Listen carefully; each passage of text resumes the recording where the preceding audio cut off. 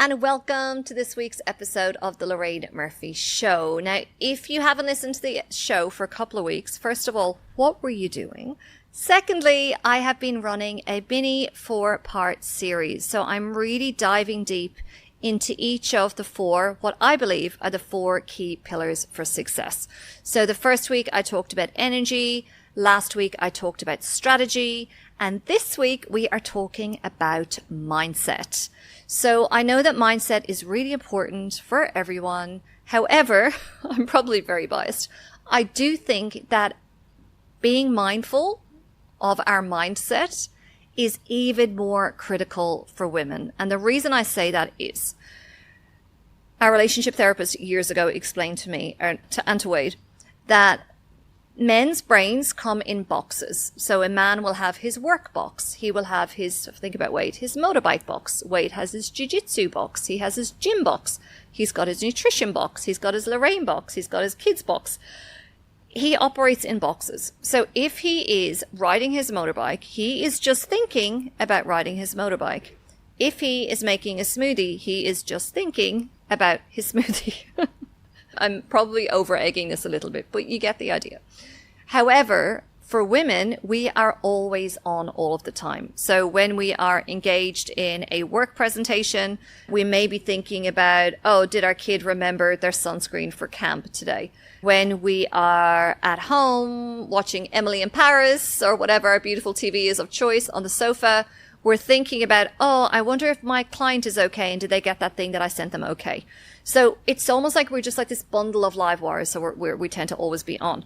So that's the why that I believe women need to be extra intentional about looking after their mindset, because we just have more buzzing around in our brains at any one time. And for those of us who are moms, for those of us who are caring for relatives or friends, for those of us who are running potentially multiple businesses or have a business and a second side hustle, or working full time and have a side, like it's just a lot. It's a lot for quite a few of us. I would say probably for most of us, if you're listening to this episode. So it's almost like we're more exposed to mindset fluctuations, not because we're weaker. It's just because we're more mentally and emotionally engaged across multiple topics and multiple people and multiple commitments at any one time. So I really want to be very, very clear as we head into today's episode. When I talk about mindset, it is not about fixing yourself.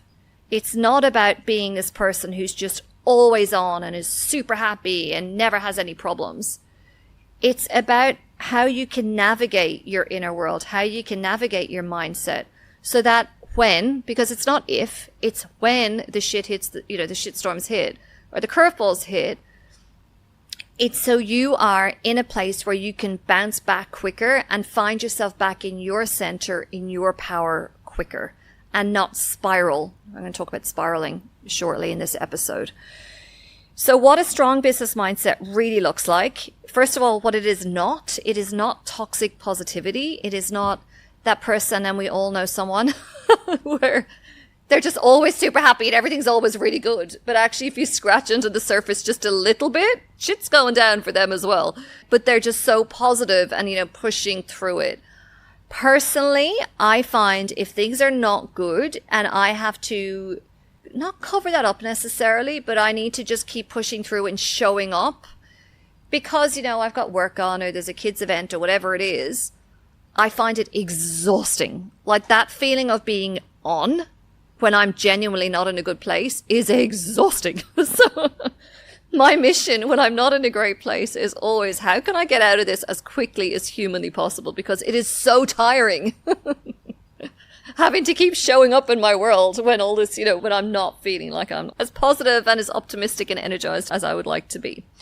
So we are not talking about this toxic, relentless positivity. We're actually talking about resilience. It's the capacity to show up, deal with things not going to plan, or dealing with small upsets or large upsets, or, most of which often we create ourselves in our own minds.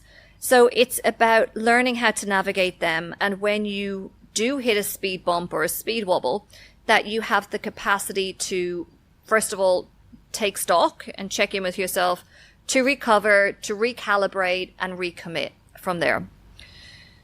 So when I've talked about these pillars that I'm working through in this mini series, I've talked about energy. It's almost like energy is the fuel of the business. Like that's what moves everything forward for you. The strategy is like the map for the business is, okay, where are we going to go? And then I see that mindset, it's the propeller. So it's the what's choosing the direction and keeping you on task and within your business and obviously personally as well. So when that propeller is really strong because it's got capacity, it's feeling really clear, it's not, weighed down with negative stories and all of the things, it's a really strong propeller. However, if mindset is wobbly or it's weak or it's compromised, what will happen is you will tread water. That propeller is not going to blast you forward. So you'll kind of slow down, tread water, and potentially, hopefully not, slowly sink. So we want to avoid that. We really want to ensure that your propeller is as strong and resilient and robust as we can possibly make it. Because having a strong, no matter how strong our propeller is, it's not going to remove the challenges. It's just going to help us navigate through those challenges. So there's a few mindset myths that I see women really experiencing. And I guess you could almost describe these as, one of the most common limiting beliefs that female entrepreneurs will share. First one is, I should be further along now. We create this comparisonitis, as Melissa Ambrosini would describe it, around, what this person's doing in their business or what that person over there is doing. And we feel like, we're in some way we are behind, that we should have moved further by now. Another one that I see coming up a lot for women is that if I was really good at this, insert this as whatever your business, your product or service is, it just wouldn't feel as hard. Like it should feel easier than this. No one else seems to have this level of difficulty within it. Another one that I find, and this comes up especially around visibility, marketing, personal brand, that whole space, is other people are doing this so much better than I am. So much better. That's a huge one. And then another one is I can't show up if I'm not 100% confident. Like if I do not 150% know that I can do this and I can do it well, then I can't show up until that point. So I'm sure you can imagine, each of these in their own way is challenging in their own right and is going to create knock-on effects on our businesses. If you're thinking I should be further along right now, that's just a really deflating thought and we're just not really going to move forward from there. It's not a very empowering thought. If I was really good at this, it wouldn't feel this hard. It means that if we are experiencing challenges in our business, we're going to feel them tenfold because we're almost like we're rejecting the difficulty of the challenge right now. Why would anyone listen to me? Hello, this is 100% coming from a place of imposter syndrome. When we have that, we don't put ourselves forward for the speaking gigs. We don't launch the podcast. We don't ever show up, face to camera on our own social media channels. We kind of just find a really nice, comfortable rock and we stay tucked under that. And then we are, and our business are, the world's best kept secret. And our ideal clients can never find us because we're not allowing them to find us. The other people are doing this better than I am. It's just very disempowering. And I can't show up until I feel more confident. Well, that's a challenge because how are you going to learn? Like, how are you going to practice? If I think back and, I probably don't ever want to think back or look at it, but, my first couple of episodes of this show back in, holy God, 2018, like it's a world away from what the show is today. But I had to learn, like you have to show up and you have to try. So these aren't signs that you're failing. If these are kind of stories that are on a loop in your mind, it's not that you're failing. It's just signs that you're expanding. So for me now, and I say this to mentees as well, that if I start to feel a sense of imposter syndrome or, you shouldn't be doing this or whatever the crap that comes up, for me, that's a sign that, this is cool because I'm actually going to the next level.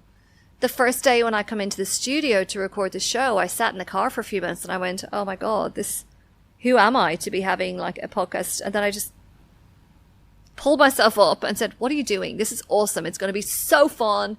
Your hair looks great. You've got super cute outfits. You've got a beautiful studio that you get to record into, it's great. So I think it's being really mindful of, that was a big expansion for me. I brought the show back about, 6 months ago now, probably. And it was in a full studio with the full crew. It's a whole thing. And before I just used to kind of putter around and record on Zoom in my office at home. So when that imposter syndrome gave me that little kind of nibble on my toes that day, it felt really uncomfortable. But then I was like, oh, this is cool. Like, that's coming because I'm getting to the next level. And that shows up in so many different ways in life and business. What I will say, there's probably a whole day that I could do on mindset. And it's an area that we spend an entire month unpacking every year within my Bold Darling Mastermind, because that's how important I feel it is. With the limited time I have for you for this week's episode, I really want to share with you that the root of, I reckon, 99% of mindset challenges and niggles and shitty stories that we tell ourselves, they are rooted in self-doubt. It's our own questioning whether or not we are capable of doing whatever the thing is. And it doesn't mean you're not capable. It means that you're doing something that matters. Because think about it. Would you feel any self-doubt if you were just showing up, doing the same thing every day, probably having the same breakfast, doing the same tasks every day, making the same money, consuming the same media, spending time with the same people? If you had a pretty safe and predictable world like that, you are so much less likely to experience self-doubt. So if you are someone who is experiencing self-doubt, it's because you are pushing. It's the podcast studio dog. Hi. She's been sitting quietly in her bed and now she's come to join me. She's gotten called away. So if you are someone who is experiencing that self-doubt, or it's because you're pushing, it's because you're growing, it's because you are someone who has a growth mindset. People with more of a fixed mindset, yes, they still experience self-doubt, but they allow that self-doubt to stop them from having a more expanded, adventurous, abundant, fun, sexy life. So if you are someone who's experiencing self-doubt, or it's something you identify is quite common for you, I really want you to know that that is not a problem if you allow the self-doubt to stop you. If you can find some strategies and some tools that enable you to move forward through as I said, to propel yourself forward despite the self-doubt, you will have a winning life. Like, you cannot not have a winning life. Elizabeth Gilbert, who's one of my favorite authors, in her Big Magic book, which is actually my favorite book that she's written, it's all about living a creative life fearlessly. She talks about fear in that, and she said that even now, as a seasoned household name writer, she still experiences fear and self-doubt in the creative process. And what she says to fear, she has a conversation with fear, and she says, "Hi, fear. I can hear you telling me that this new book is shit. I can hear you telling me that no one's going to read it. And I hear you. Thank you for being here, fear. What I need you to do now is go sit in the corner and sit quietly so I can get on with writing this book." So she almost invites the fear in, and she talks to it and she engages with it. And then she very firmly tells the fear where it needs to go, which is in the corner quietly, so it's not getting in her kitchen while she's writing. So in terms of how I navigate mindset wobbles, I want to pass some of these tips on because I have my fair share. I would absolutely identify as, if I think about myself and Wade, he's so steady. Like, he's so steady. Sometimes there's a little blip. And my sister's the same. So steady. Little blip. Whereas I feel like my lived experience is like, everything's amazing. Oh no, everything's shit. Everything's amazing. I feel like I live more of a mental and emotional roller coaster. Which is fine. I feel like that's my essence. That's what I am. However, I do need to be very mindful of when I am at the it's shit moments. Okay, how do I get myself out of here because this feels really shit? So there's one that is probably the most potent lever, and I think it's often the most overlooked lever when it comes to, how do you eject yourself out of a mindset slump? And the first is rest and sleep. So I find I am so much more vulnerable to those mindset troughs and the shit stories and the spiraling thoughts if I am sleep deprived, if my sleep has been disrupted, if I feel like I've been just go for days or even weeks on end.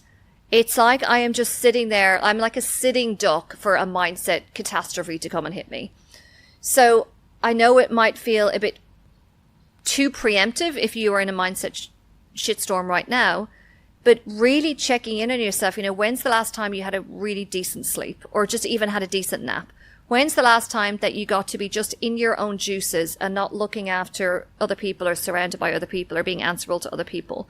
When's the last time that you did something just for pleasure? Like maybe it was reading a book or having a beautiful bath or putting a face mask on or binging your favorite show. You know, when's the last time you did something just for pleasure and for rest and to fill your tank up? So I will say that. I know it's not exactly helpful when you're in an acute mindset situation right now, but I find that by doing the things that I do, like sleeping really well, exercising 7-8 times a week, doing my meditation, doing my journaling, doing my, like all the things, which I'll probably talk about a little more in this episode, they are almost like my insurance policy. They're my prevention policy from falling into some kind of a mindset shit heap. So I do need to call that one out. The second thing that I will do when I find my mindset really spinning out of control is do a bit of a check-in on my habits. So I've already touched in, on some of them, movement and eating well. Like when I eat well, my mindset's so much more solid. Having space for myself. I'm an introvert. I get my energy from being on my own. So if we are, like we just traveled to Europe for a month, for example, I was pretty much with people 24/7. Just even having those little sips of alone time, like doing my skincare in the evening, going for a walk over to the shop on my own, driving home from a friend's house on my own, just those little sips in quiet. There's a book called Quiet, and it's all about introverts. And I found it so helpful when I read it about 15 years ago. Susan Cain is the author. She's an incredible writer. And she talks about them as restorative niches. So I really go into overdrive on my restorative niches. It's just 5-10 minutes where I can just be on my own, charge my energy, my battery up a little bit before I kind of launch back into, family and friends and kids and all of the things that are going on. And then also, if my mindset's slipping, is there a boundary that I feel like I have let slip, whether it's with myself? So have I not been getting the gym time? And have I not been communicating clearly how I feel? Or is it an external boundary? Like, are there too many demands on my time? I had an experience recently where I was trying to support Wade in something he was doing. And I also had a lot going on myself business-wise that week. And I felt like I was smashing myself. It's my language in my text to him later on that morning. I felt like I was smashing myself in order to support him, but actually it was having such a detrimental effect on me and my stress levels. So there was a boundary in place there, which was completely my responsibility, that when we were doing our weekly planning that week, I should not have said, yes, I can make the kids breakfast and I can get them out to 2 different camps and I can wash my hair and blow dry my hair and do my makeup and pack for a big day of mentoring and pack for an overnight and get ready for the housekeeper who's coming for a couple of hours that morning. That was my responsibility. That was a boundary that I did not observe for myself because, of course, I was going to be stressed that morning. It was way too much to do. So coming back to those boundaries, and it's almost like a preventative measure to mindset challenges as well. So it really is, like if you hear about what I've already talked about, a lot of it is preemptive. It's about taking those small, probably daily steps to prevent us falling into that shit heap when it comes to mindset. It's a very clinical word. Mindset, shit heap. Something else I really love to do is a bit of self-coaching. So I do have a business coach. I see a psychologist once a month or even more frequently if I feel like I need it. I have a monthly session with my kinesiologist. I've got some great friends that I can talk to. Wade is an incredible sounding board as well. But sometimes I just need to check in with myself and coach myself. So when I go for my morning walk, I step out, I go out the back gate and I start walking and I kind of start to feel my body and start to move. And within about 3 to 5 minutes, I say, okay, Lorraine, how are you doing right now? What's going on right now? And it's almost like a little mental inventory of my life and where I'm at. And if something is niggling, I'll talk to myself about that. If I'll talk about, what have you got coming up today? What's the big priority for today? What's something that you've forgotten to do that you need to do? Who's someone you should reach out to today? Whatever it might be. So yeah, 3, and it's very organic. It's not like a structured process. But generally, when I go for my walk, I will have a whole conversation with myself out loud, unless there's someone nearby, and then I go quiet. And I just check in, where am I at right now? What are my biggest focuses for today? Is there an actual problem in front of me right now that I need to deal with? Or, am I getting caught up in my own head? And it just pulls me out of the mental noise that I am so good at generating and just gets me back into myself, into my power, gets me back into that almost like that grounded clarity. So just a little self-coaching walk. I love it. I have a friend, Rachel, who goes on a walk. If she's got a particular problem, she goes on a walk with the express intention that by the time she finishes her walk, she will know what to do about this particular problem. And she said it works every time. I love that so much. Something else to think about if you feel like you are especially susceptible to mindset wobbles right now, or you're in one right now, is do a bit of a fun audit. I think as these, adult women, I'm in my 40s, life can just get so serious and so structured and so disciplined and so productivity oriented. Like we forget to have fun. This has probably been my biggest lesson in my 40s. I am having so much more fun in my 40s than I had in my 20s. So much more fun. I didn't expect that. My mom gave me some of my old journals when I was back in Ireland, and I've just been like slowly reading them. And holy fuck, I was so serious. Like, what was I doing? Like, I was 25, living in London. Like, what was I doing? So I think fun is so incredibly energizing. It is so stress relieving. So think about for you, and I wanted you to ask this question as you're listening, whether you're out walking right now or you're cooking dinner or you're driving with the kids in the back. Hi kids. Ask yourself, when's the last time you had some fun? It's something we really talk about a lot on my Bali retreat. There's a whole energy management process that I take the group on, which is identifying like the 4 different quadrants of the heart. And it's a very, very powerful and sacred process. And inevitably, when I ask the women there, what's the piece that you feel is missing for you right now? They say it's the fun, it's the pleasure, it's, going dancing, it's having laughs with my friends, it's just going and being silly. And I actually think there's a problem with this because I think in the past we used to drink, alcohol, and that created the fun. And I think when you get to a certain point and, if you're not there, more power to you, enjoy it. But if you are at a stage where I feel like I'm at, where I don't want to drink lots because it affects my sleep, I get home late, I eat shit food the next day. So I am not averse to some drinks. Like I really do enjoy a drink, but it can't be my outlet almost like it was in my 20s and my early 30s because just the consequences are too high for having those drinks. So I think this has been a real gap for women. It's like, if you're not out partying with your mates and dancing on tables, well, where do you get that fun from? And if this is really stirring something for you right now as you're listening or you're watching this episode, like make it your fun exploration this year. How can you create more fun for yourself this year?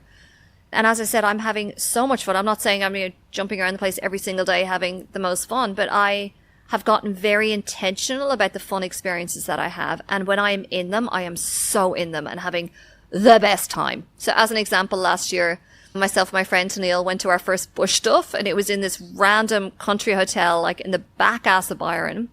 And we got there, her husband dropped us off, and we felt like we were like teenagers being dropped off by our dad. We were like, bye! And we just skipped out of the car. And it started at 7. And it finished at 11, and we danced non-stop for 4 hours. I think I did 30,000 steps on the dance floor that night. It was so fun. And again, it's just that ability to be so present in the fun that I really appreciate. And it's not something I was able to do when I was younger because I was so caught up in my head. So if you are struggling a bit somewhat with mindset right now, have some fun, and I know it's not an easy process if you've been devoid of fun for quite a while and maybe life has felt heavy or it's felt serious. Really accepting that maybe it might not be super easy for you to think about what the fun is right now, but it is so possible. As a recovering non-fun person, it's possible. Now, the other thing I want to touch on in today's episode is the difference between a mindset dip and a mindset spiral. So a dip is completely normal. It's like this morning I had a mindset dip because there were multiple delays. There was a lot going on in the house, a lot going on in business, and I was late to get to podcasting, which was annoying me because I just want to make the max use of this time and, for it to be really spacious. So this morning was a mindset dip. Once I was here, the clothes were laid out, I was good to go. What is more challenging is a mindset spiral, which is when we attach meaning to whatever the dip is or was. So For example, because you're experiencing a dip, because you're anxious about a presentation that you have through your business, you might say, oh, this means I'm not cut out for this. Like, this is too much. If I'm feeling this level of anxiety or concern or apprehension about it, this must mean I'm not cut out for doing this. Or we might say, oh, this always happens. So every time I go to do this, this happens. So can you see what I'm saying? It's like we can have the mindset dip, which is more of like a fleeting belief or experience. But when we then attach meaning to it and we make the experience we've just been in mean something about us as an individual, that becomes more of a challenging experience and one that you want to be a lot more proactive in nipping in the bud. And the first step to nipping in the bud is being aware of it. And it can be quite difficult, particularly if our own self-talk is so entrenched. It can be quite difficult to name what's going on mindset-wise. It requires quite a lot of self-awareness and mindfulness for ourselves, which is completely possible, with the right support and the right intentions. It's completely possible to do that. So you don't need to solve everything when you're in that mindset spiral. You don't need to solve everything. You just need to interrupt that story and disconnect. And, this morning, it could have been very easy for me to go down this story of, podcasting, this is too intense. It's too stressful trying to do this once a month. I need to cut back. Or, school holidays are really intense and stressful and I just need to do them all differently next time. And, I'm not organized. I could have made it mean that. But also, I can also fact check myself and say, well, there's a lot going on this week.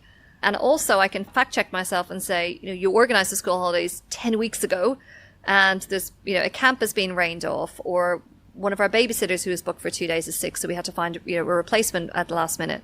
So I hope you can hear what I'm doing here. I'm creating some separation between my mindset and how I'm feeling and the stories I'm believing and what the actual facts are.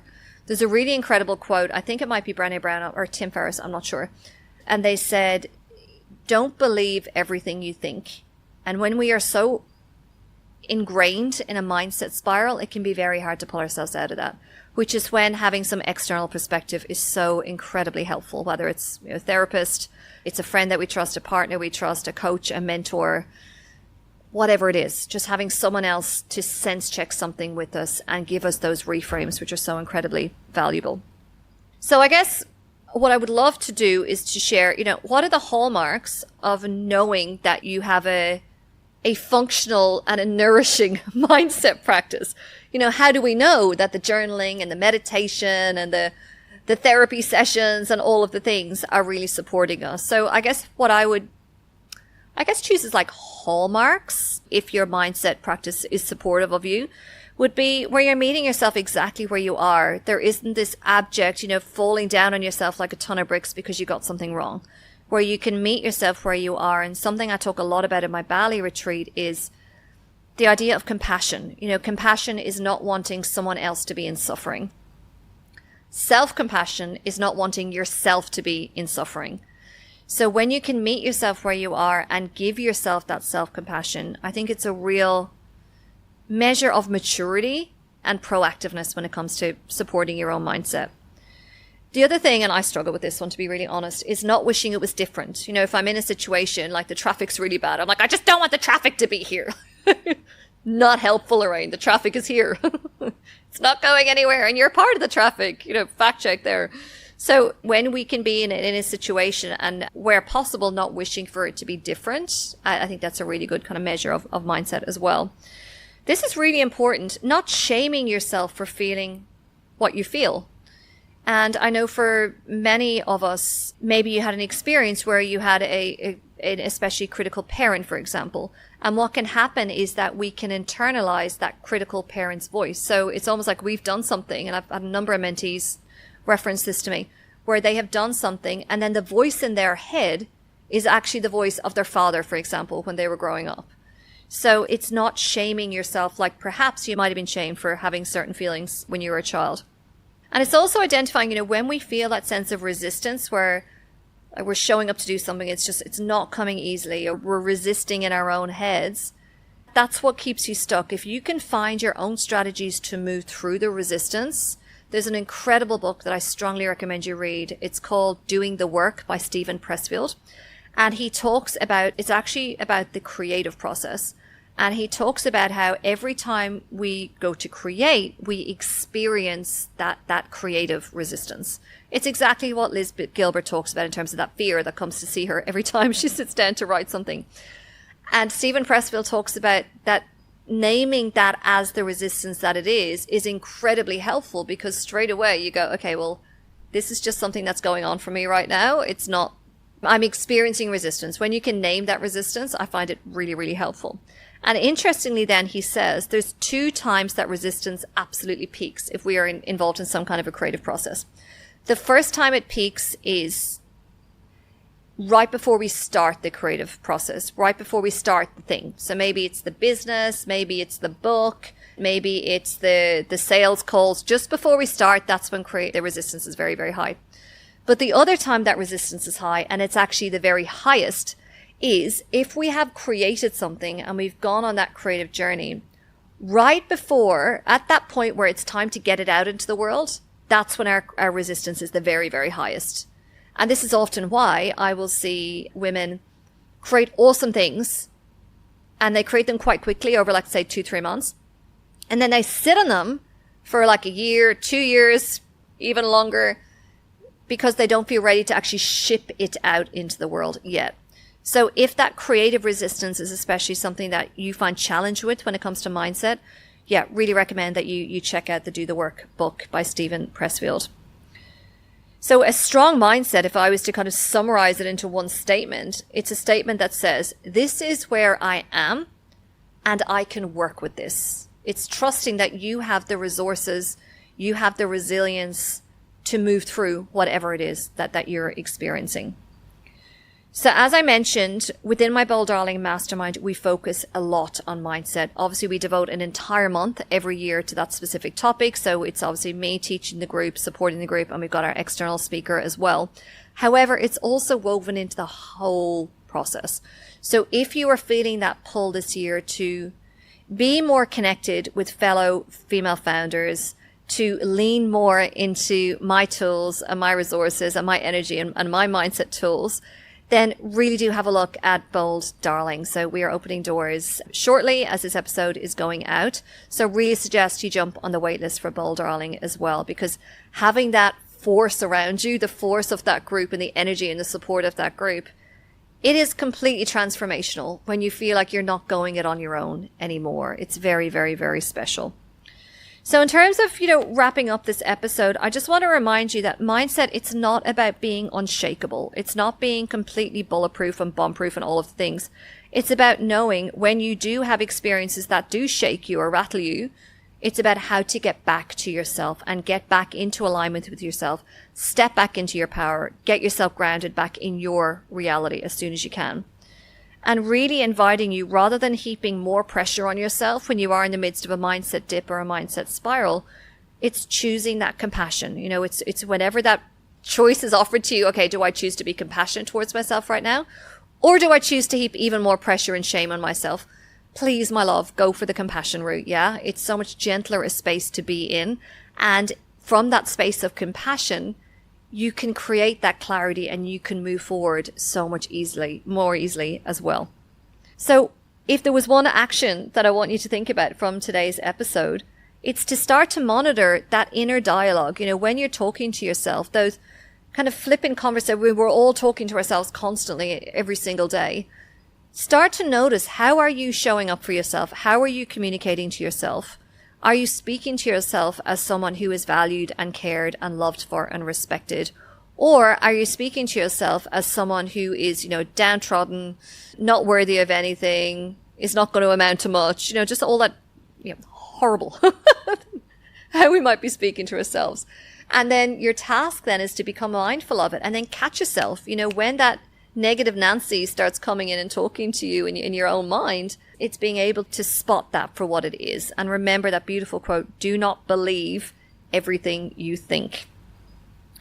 I've really enjoyed sharing this week's episode with you. I really hope that for every single one of you listening, that there's been a nugget or a thought or a practice that you can go explore this year and beyond for yourselves. Next week, I will be sharing the very last installment in this mini series, and I'm going to be talking about identity. So really, really excited to share that last piece of the puzzle in terms of what it takes to build a successful life and business with you next week. Thank you so much again for joining the show this week, and everything I've mentioned today is in the show notes as well.